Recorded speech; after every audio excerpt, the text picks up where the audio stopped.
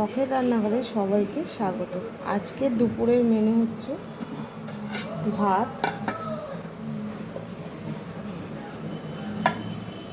পুঁই শাক দিয়ে সব রকম সবজি দিয়ে একটা তরকারি,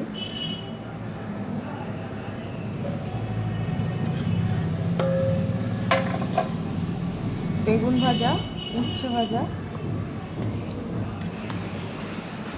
আলু দিয়ে ডিম ফ্রাই,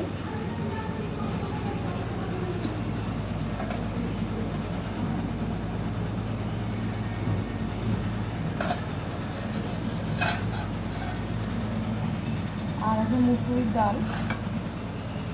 এই হচ্ছে আজকে দুপুরে মেনু। সঙ্গে আছে লেবু।